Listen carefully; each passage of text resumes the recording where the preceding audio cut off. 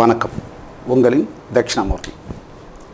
So my software journey 7ல் இன்றைக்கி என்ன பார்க்க போகிறோம் அப்படின்னா டிடிஎஸ் விக்ட்ரா. ஸோ இதுவும் ஒரு பயங்கர இன்ட்ரெஸ்டிங்கான ஒரு சம்பவம்.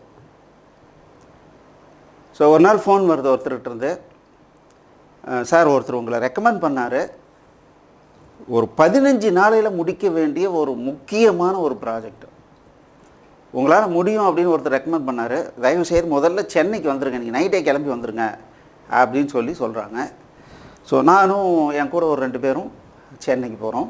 ஒரு 3:30 மணிக்கு போய் இறங்குறோம். அங்கே ஒருத்தர் வந்து கூட்டிகிட்டு போகிறாரு, போய் ரூமில் தங்க வச்சிட்டார். ஸோ காலையில் போகிறோம். ஸோ அது என்னென்னா டிடிஎஸ் டெக்னாலஜிஸ் ப்ரைவேட் லிமிடெட், சென்னையில் ஒரு கம்பெனி.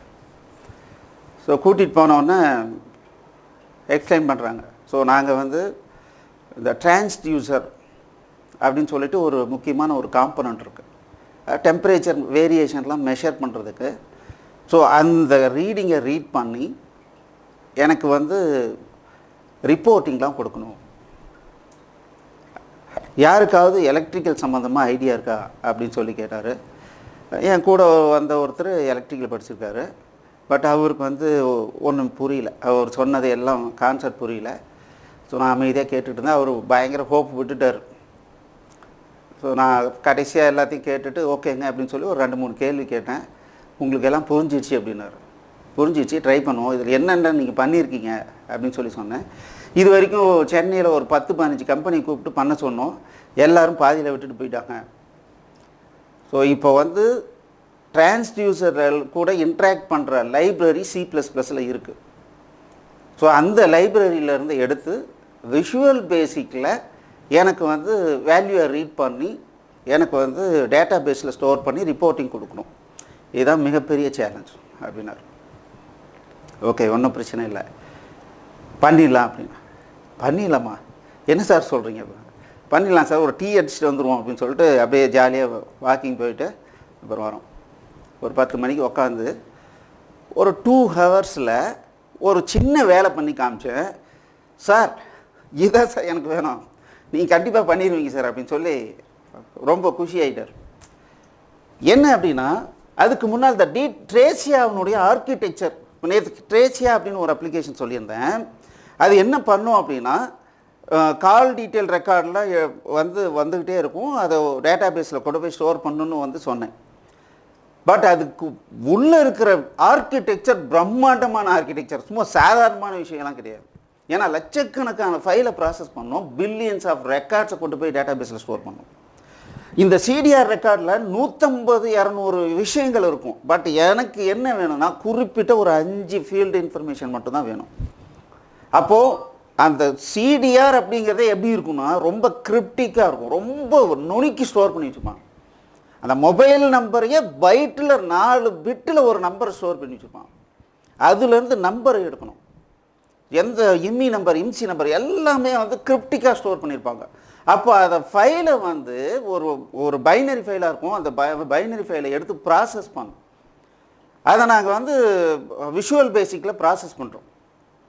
ப்ராசஸ் பண்ணால் 1 நிமிஷம் ஆகுது ஒரு ஃபைல் ப்ராசஸ் பண்ணுறதுக்கு. இப்போ கணக்கு போடுறோம், ஒரு நாளைக்கு லட்சக்கணக்கான ஃபைல் வருது, 1 நிமிஷத்தில் ஒரு ஃபைல் ப்ராசஸ் பண்ணுச்சுன்னா நம்ம எத்தனை சிஸ்டத்தை வச்சு நம்ம ரன் பண்ணணும்னு பார்த்தா அது கணக்கு இல்லாமல் போகுது.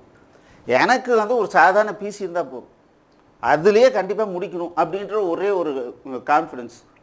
நம்மளது வந்து மிகப்பெரிய சர்வரை வச்சுக்கிட்டு தான் நான் பண்ணுவேன் அப்படின்னு சொன்னால் என்னது இது? நம்ம கண்டிப்பாக பண்ணிடணும். ஒரே ஒரு பிசியில் எத்தனை லட்சம் ஃபைல்னாலும் ப்ராசஸ் பண்ணணும் அப்படின்னு சொல்லிட்டு C++ல் அதனுடைய கோடிங்கை வந்து முதல்ல ட்ரை பண்ணேன். என்னாச்சு அப்படின்னா வித்தின் 1.5 செகண்ட்ஸ், பிலோ 1 செகண்டில் என்னாச்சு அப்படிங்கிற நேரத்துக்குள்ள ஒரு ஃபைல் ப்ராசஸ் ஆச்சு. அப்போது C++ இஸ் வெரி ஃபாஸ்ட். அப்போது அதை என்ன பண்ணுறது, இதை விஷுவல் பேசிக்கோட எப்படி நம்ம கம்பைன் பண்ணுறது அப்படின்னு பார்த்துட்டு இதை ஒரு லைப்ரரியாக க்ரியேட் பண்ணி அந்த லைப்ரரியை விஷுவல் பேசிக்கில் எப்படி கொண்டு வருதுன்னு பார்த்து அதை கொண்டு வந்து மைக்ரேட் பண்ணி இது கூட இன்டகிரேட் பண்ணி ஃபைல் ப்ராசஸிங் பண்ணும். அப்போ பார்த்தீங்கன்னா ஜெட் ஸ்பீடில் ஃபைல் வந்து ப்ராசஸ் ஆகும். ஸோ பார்த்தீங்கன்னா பல சர்வரில் இருந்து மொபைல் சிடிஆர் இன்ஃபர்மேஷன் சர்வருக்கு வந்துக்கிட்டே இருக்கும். அதை நம்மளுடைய C++ லைப்ரரி ஒவ்வொரு ஃபைலாக எடுத்து இந்த டீகோடிங் என்ஜின் இருக்கும். அந்த என்ஜின் என்ன பண்ணணும்னா இந்த வர்ற ஃபைல் லிஸ்ட்லாம் எடுத்து டீகோடிங் என்ஜின் கிட்ட கொடுத்து ஒவ்வொரு ஃபைலாக வந்து ப்ராசஸ் பண்ண சொல்லும். ஸோ இதை ப்ராசஸ் பண்ணி அதை ரிட்டர்ன் பண்ணுற ரெக்கார்ட்ஸை கொண்டு போய் டேட்டாபேஸில் ஆரக்கிள் டேட்டாபேஸில் கொண்டு போய் ஸ்டோர் பண்ணிக்கிட்டே இருக்கும். இது ஒரு தனி ப்ராசஸ். இங்கே ஏதாவது ஒரு பிரச்சனை அப்படின்னா அது அந்த பர்டிகுலர் ப்ராசஸை ரீப்ராசஸ் பண்ணணும், ஆட்டோ ரீஸ்டார்ட் பண்ணி ப்ராசஸ் பண்ணணும். ஸோ இது ஒரு பக்கம் போயிட்டுருக்கும். இன்னொரு பக்கம் பார்த்தீங்கன்னா ஒரு ஃப்ரண்ட் எண்ட் வெப். இந்த வெப் வழியாக யூசர் 7 ஸ்டேட்லேருந்து ரிக்வஸ்ட் பாஸ் பண்ணுவாங்க. அப்போ 7 ஸ்டேட்லேருந்து வரும்போது கண்டிப்பாக ஃப்ராக்ஷன் ஆஃப் செகண்டில் ரிசல்ட் எடுக்க முடியாது. ஏன்னா ஒரு நாளைக்கு 1 பில்லியன் ரெக்கார்டுன்னு வச்சுக்கிட்டா கூட ஒரு மாதத்துக்கு எத்தனை பில்லியன் ரெக்கார்டு இருக்கும், அதில் போய் ஃபெச் பண்ணால் அப்போ நிறைய பேர் போடும்போது எல்லாம் ஹேங் ஆகிடும் சிஸ்டம். அதனால் என்ன பண்ணோன்னா கியூ என்ஜின் அப்படின்னு சொல்லிட்டு ஒரு தனி என்ஜின் கிரியேட் பண்ணோம். அப்போது இங்கே எங்கெங்கிறதுலாம் இன்புட் வருதோ அது எல்லாம் ஒரு கியூவுக்கு போயிடும். ஒரு கியூ என்ஜின் என்ன பண்ணணும்னா ஒரு 2 த்ரெட்டு இல்லை 4 த்ரெட்டு அதை நம்ம கான்ஃபிகர் பண்ணிக்கலாம். அந்த 4 த்ரெட்டு வழியாக மட்டும் கொரி பண்ணி ரிசல்ட்டை ஃபெச் பண்ணி சக்ஸஸ் ஆன வாட்டி அதை மார்க் பண்ணிடும். இந்த கியூ இந்த பர்டிகுலர் ரிக்வஸ்ட்டு ரெடியாக இருக்குது, டவுன்லோட் பண்ணிக்கலான்ட்டு. ஃப்ரண்ட் எண்டில் ரெஃப்ரெஷ் ஆகிட்டே இருக்கும். எப்போ ரெடின்னு சொல்லி டவுன்லோடு வருதோ கிளிக் பண்ணாங்கன்னா டவுன்லோட் ஆகும். ஸோ இதுதான் ட்ரேசியா சிஸ்டம். அப்போது இங்கேயே C++ லைப்ரரியை எப்படி விஷுவல் பேசிக்கில் யூஸ் பண்ணுறதுங்கிற ரிசர்ச் நான் ஏற்கனவே முடிச்சிருந்ததுனால ஸோ இந்த டிடிஎஸ் டெக்னாலஜிஸில் வெரி சிம்பிள் 2 மணி நேரத்தில் இன்டகிரேஷன் பண்ண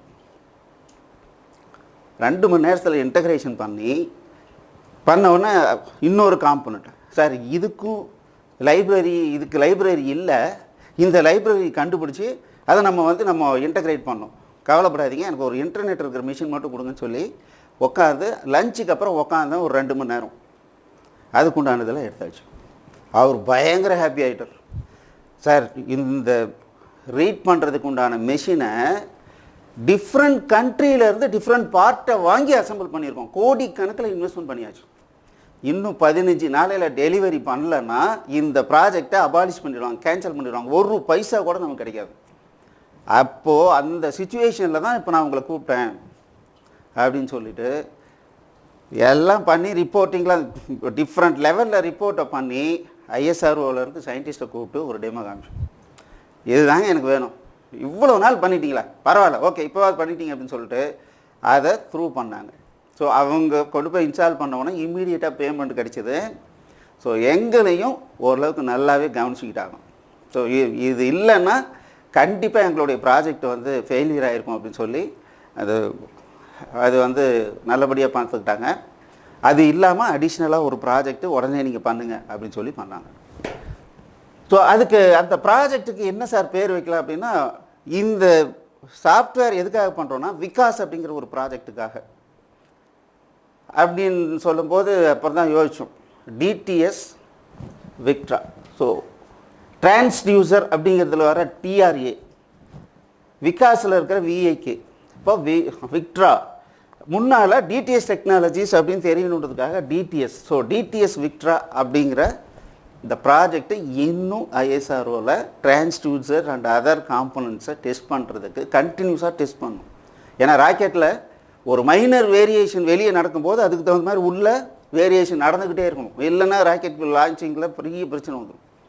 அதே மாதிரி எலக்ட்ரிக்கல் சிக்னல் ரொம்ப வந்ததுனாலும் பிரச்சனை வரும். ஸோ இது எல்லாத்தையும் வந்து இன்றைக்கி தேதி வரைக்கும் கண்ட்ரோல் பண்ணுறதுக்கு வெரிஃபை ஒரு காம்பனண்ட் வாங்கினாங்கன்னா டிரான்ஸ்டியூசர்ஸ் இதெல்லாம் வாங்கினாங்கன்னா அதை டெஸ்ட் பண்ணி குவாலிட்டி டெஸ்ட் பண்ணி அப்ரூவல் பண்ணி ஓகே பண்ணுறதுக்கு இன்னும் இந்த ப்ராஜெக்டை யூஸ் பண்ணிகிட்ருக்காங்க.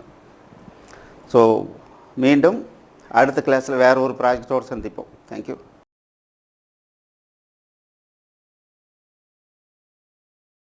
இந்த வீடியோ உங்களுக்கு பிடிச்சிருந்ததுன்னா எங்களுடைய யூடியூப் சேனலுக்கு முதல்ல சப்ஸ்கிரைப் பண்ணிக்கோங்க. இந்த வீடியோவை லைக் பண்ணுங்கள், ஷேர் பண்ணுங்கள். மேலும் இந்த யூடியூப் சேனலில் பார்த்தீங்க அப்படின்னா நிறைய கோர்சஸ் போட்டிருக்கோம். நீங்கள் என்ன பண்ணலாம் அப்படின்னா எங்களுடைய வெப்சைட் அட்ரஸ்க்கு வந்தீங்க அப்படின்னா அதில் ஃப்ரீ கோர்சஸ் அப்படின்னு சொல்லிட்டு எல்லா யூடியூப் கோர்சஸையும் லிஸ்ட் பண்ணியிருக்கோம். உங்களுக்கு பிடிச்ச கோர்ஸை நீங்கள் வந்து ஸ்டார்ட் பண்ணி ப்ளே பண்ணலாம். நன்றி.